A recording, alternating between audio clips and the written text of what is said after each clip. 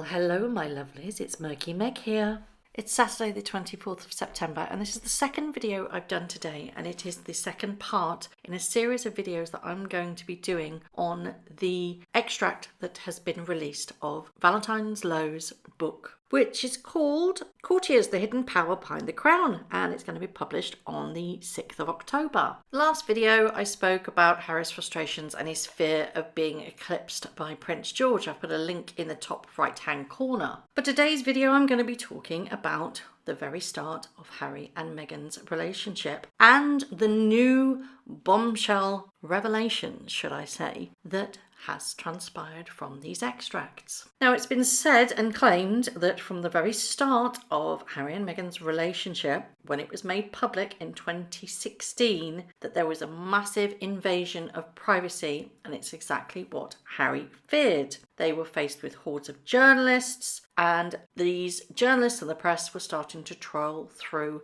Meghan's past. At which point, Valentine Low claims that he has been told that at this particular time, Meghan told Harry that if he did not do something about this press invasion, she would break off the relationship. A source has said she was saying, if you don't put out a statement confirming I'm your girlfriend, I'm going to break up with you. Of course, this put Harry into a major panic, and another source said he was freaking out, saying she's going to dump me. That is classic narcissistic traits, forcing somebody to do something, otherwise they're going to withdraw and clear off. Huge red flag. But according to Valentine Low, Meghan wanted public validation that she was his girlfriend. Harry phoned Jason Naff, who was at the time to be the Cambridge's, or now the Wells's, and Harry's communications secretary. And Harry phoned Naff and demanded that he put out a public statement confirming that Meghan was his girlfriend and condemning the racist and sexist undertones of some of the media coverage. And this prompted, can you remember the big statement from Kensington Palace? This was it. But Meghan apparently was convinced that the firm, the palace, were unwilling to protect her from media intrusion. According to this extract, she told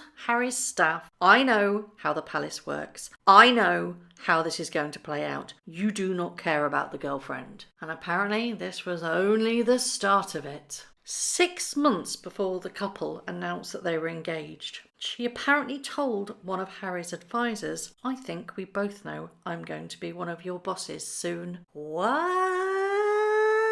I hear you say, oh yes indeed. Then, according to Valentine, the palace did everything else to make sure that mistakes in the past with Harry's girlfriends were not undertaken again, that they didn't repeat them. Everybody is more than aware that previous girlfriends of Harry's just couldn't or didn't want the media spotlight. According to a source, the entire palace, because of everything about her and because of what Harry's previous girlfriends had been through, was bending over backwards to make sure that every option was open, that everything she wanted they could try and make happen. And one of the early issues that started all of this was about security. And we all know how that one's played out, haven't we? And it's still ongoing now about security. Now, when she arrived in London prior to the engagement announcement, there was no straightforward plan on how she would get security and implementing security for her, because she wasn't at that particular time a member of the royal family. And security for the royal family isn't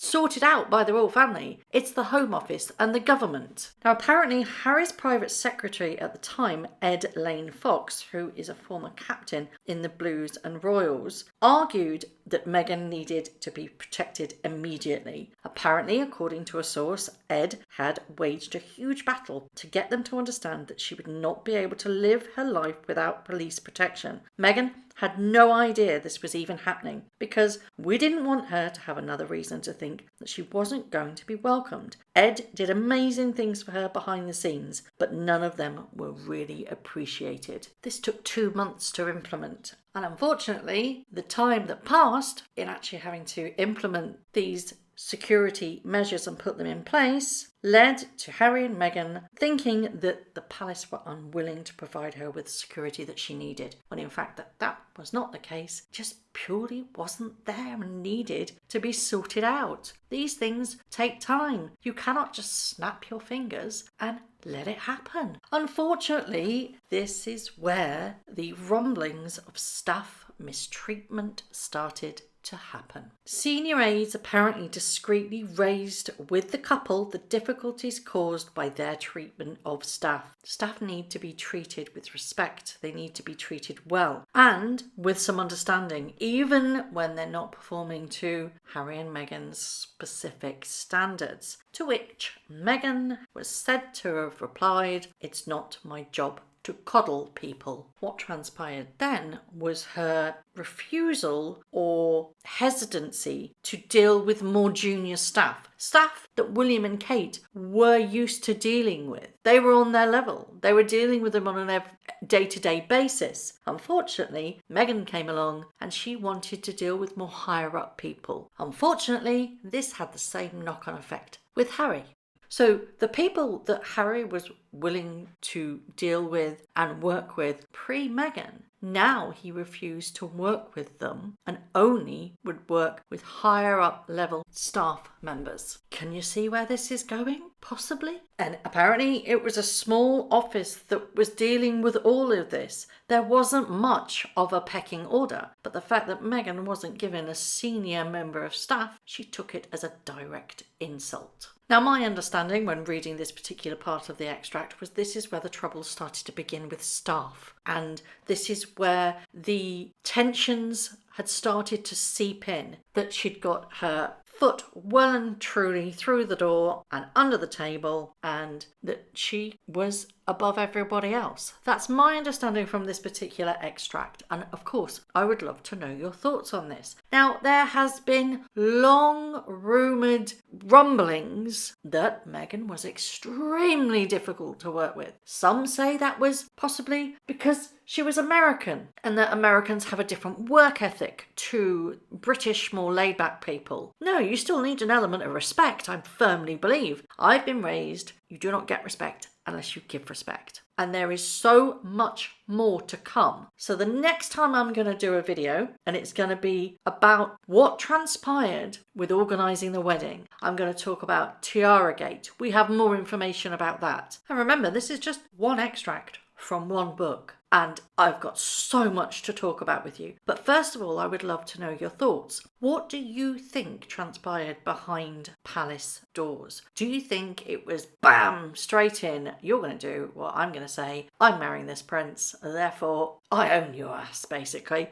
Or could this all just be a hit piece on Meghan? It seems extremely strange that we have a new king and then all of a sudden, whoosh, the floodgates open and things are starting to get shot down by the palace when certain PR pieces that seem to come from the Sussex camp raise their head and then get shot down. Perfect example of this is Harry saying, "I was snubbed when I went up to Balmoral the night I went there when the Queen had passed. I was snubbed, I didn't get to go to dinner." In fact, the palace have just hit back going, "No, you didn't want to. You didn't want to. You're in a huff." This is exactly what I'm saying. The palace are starting to hit back, it seems. And quite frankly, I'm down for it. As always, I would love to know your thoughts.